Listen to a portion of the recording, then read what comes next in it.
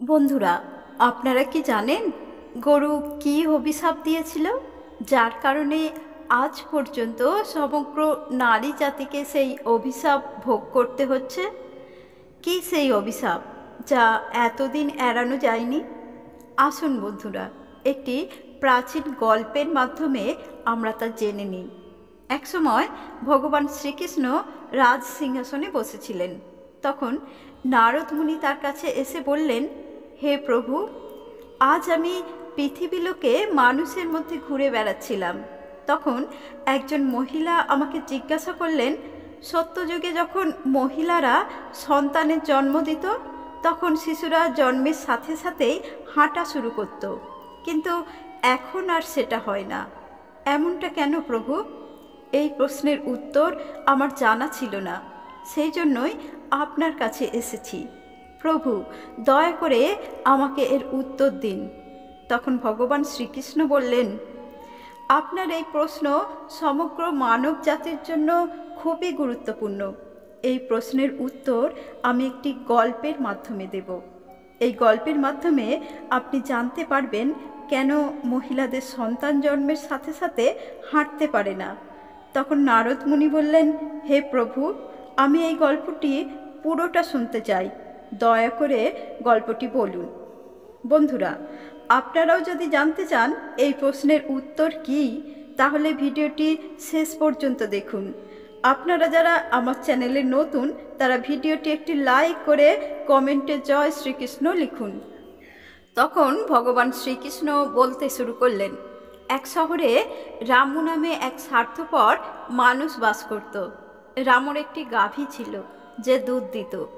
রামু সেই গাভীকে সবুজ ঘাস খাওয়াতো, যাতে সে বেশি বেশি করে দুধ দেয়। রামু সেই দুধ নিজে ও তার পরিবারের সদস্যরা খেত এবং বাড়তি দুধ বিক্রি করে সংসার চালাতো। কিছুদিন পর গাভীটি দুধ দেয়া বন্ধ করে দেয়। গাভীটি দুধ দেয়া বন্ধ করার সাথে সাথেই রামু তাকে খাওয়ানোও বন্ধ করে দেয় এবং এমন একদিন আসে যখন রামু সেই গাভীটিকে পিটিয়ে জঙ্গলের মধ্যে ছেড়ে দিয়ে আসে। গরুটি তখন জঙ্গলের মধ্যে ঘাস খায় ও একা একা ঘুরে বেড়ায়। এভাবেই জঙ্গলের মধ্যে ঘুরতে ঘুরতে একদিন সে একটি মন্দিরের সামনে এসে পৌঁছায়। সেখানে সে ভগবানের কাছে প্রার্থনা জানিয়ে বলে যে, হে ভগবান, আপনি আমাকে কেন গরু জন্ম দিয়েছেন? 84 লক্ষ জন্মের মধ্যে শ্রেষ্ঠ জন্ম মানুষের, তবুও তারা কত পাপ ও অপকর্ম করে। যখন আমি দুধ দিতাম, তখন ওই ব্যক্তি আমাকে প্রচুর সবুজ ঘাস খাইয়েছে, আমাকে যত্ন করে তার ঘরে রেখেছে। আমি দুধ দেওয়া বন্ধ করার সাথে সাথেই তিনি আমাকে খাবার দেওয়া বন্ধ করে দেয়।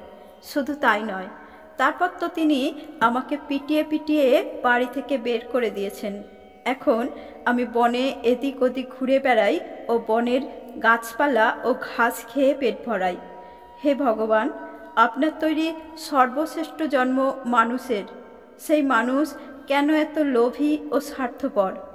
এরপর অনেক সময় অতিবাহিত হয়। বেচারা গরুটিও এদিক ওদিক ঘুরতে ঘুরতে একদিন আবার রামুর ঘরে ফিরে আসে। রামু আবার লাঠি নিয়ে সেই গরুটিকে বনের দিকে তাড়িয়ে দেয়। এভাবেই কিছু দিন কাটার পর গরুটি আবার গর্ভবতী হয়।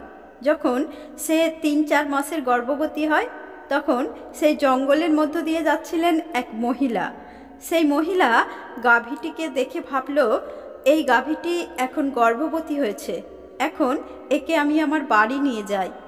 আর বাছুর হলে গাভীটির দুধ দেওয়া শুরু করবে, তখন আমি ও আমার পরিবারের লোকজন সবাই দুধ পান করতে পারবো ও বেশি দুধ বিক্রিও করতে পারবো।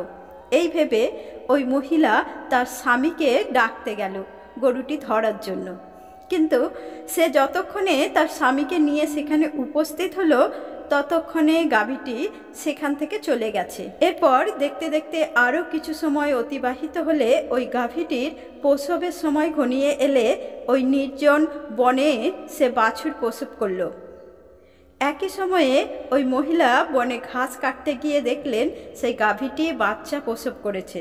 এরপর ওই মহিলাটি মনে মনে ভাবল, এখন আমি অবশ্যই গাভীটিকে ধরে বাড়িতে নিয়ে যাব।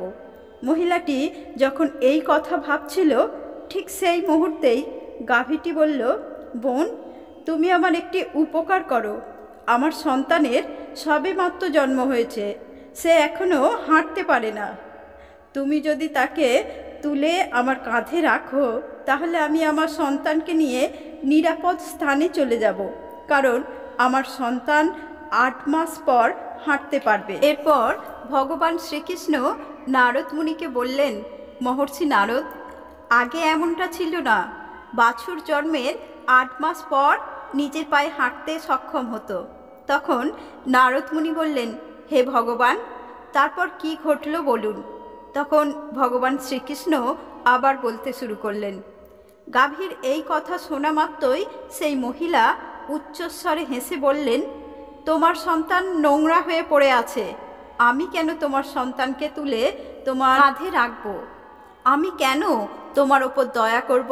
তখন সেই মহিলা গরুটিকে নিয়ে মজা করতে করতে সেখান থেকে চলে যান। সেই সময় গরুটি ছিল নিরুপায়, সে তার সন্তানকে তুলতে পারেনি। তাই সেই মুহূর্তে গরুটি অনেক দুঃখ পেয়ে তাকে অভিশাপ দেয় এবং বলে যে এখন তোমাদের সন্তান জন্মের সাথে সাথেই হাঁটা শুরু করে, কিন্তু আমি তোমাদের অভিশাপ দিচ্ছি যে এবার থেকে তোমাদের সন্তান জন্মের 10 মাস অতিবাহিত হওয়ার পরই নিজের পায়ে হাঁটতে পারবে। আর আমার সন্তান যে আজ হাঁটতে পারছে না, আজকের পর থেকে জন্মের সাথে সাথেই সে তার নিজের পায়ে হাঁটতে পারবে। এরপর ভগবান শ্রীকৃষ্ণ বললেন, হে নারদ মুনি, গরুর এই অভিশাপের কারণে আজ মহিলাদের সন্তান জন্মের সাথে সাথে তাদের পায়ে হাঁটতে পারে না। সত্যযুগে সুখদেব জন্মের পরপরই নিজের পায়ে হাঁটা শুরু করেছিলেন, আর বেদব্যাসও জন্মের পরপরই নিজের পায়ে হাঁটা শুরু করেছিল। এটা ছিল সত্যযুগের ঘটনা, কিন্তু কলিযুগে তা হয় না। কলিযুগে জন্মের পর শিশু নিজের পায়ে হাঁটতে কমপক্ষে 9 থেকে 10 মাস সময় লাগে। এর কারণ হলো গরু সমগ্র স্ত্রী জাতিকে অভিশাপ দিয়েছিল। সেই দিন থেকে সমস্ত মহিলার সন্তান জন্মের সাথে সাথে হাঁটতে পারার প্রক্রিয়া থেমে যায়। গরুর অভিশাপের কারণেই মানব শিশু জন্মের 9 থেকে 10 মাস পরই দাঁড়াতে সক্ষম হয় এবং বাছুর একই দিন থেকেই নিজের পায়ে হাঁটতে সক্ষম হয়। তাই কারো আত্মাকে কষ্ট দেওয়া উচিত নয়। এটাই সনাতন ধর্মের সবথেকে বড় মাহাত্ম্য। বন্ধুরা, অন্যের দুঃখে দুঃখী হওয়া এবং অন্যের আশীর্বাদ অর্জন করাই সবচেয়ে বড় ধর্ম। তাই আমাদের উচিত অসহায় পশু পাখিদের সাহায্য করা। গরুর অভিশাপের কারণেই যত পশু পাখি আছে তাদের সন্তান জন্মের পরপরই হাঁটতে শুরু করে, কিন্তু এর ফলে মানব শিশুদের ওপর এর বিরূপ প্রভাব পড়ে। জন্মের পরই তারা আর আগের মতো হাঁটতে পারে না। একজন নারীর ভুলের কারণে সমগ্র নারী জাতিকে এখনও সেই অভিশাপের ফল ভোগ করতে হচ্ছে। বন্ধুরা, এই তথ্যটি আপনাদের কেমন লেগেছে তা কমেন্টে জানান। তার সাথে কমেন্টে জয় শ্রীকৃষ্ণ লিখুন। আর আপনি যদি আমার চ্যানেলে নতুন হন তবে চ্যানেলটি সাবস্ক্রাইব করে পাশে থাকা বেল আইকনটি প্রেস করুন। আর যদি সম্ভব হয় দয়া করে ভিডিওটি যতটা সম্ভব বেশি শেয়ার করে বেশি মানুষের মধ্যে পৌঁছে দিন। ভিডিওটি দেখার জন্য ধন্যবাদ।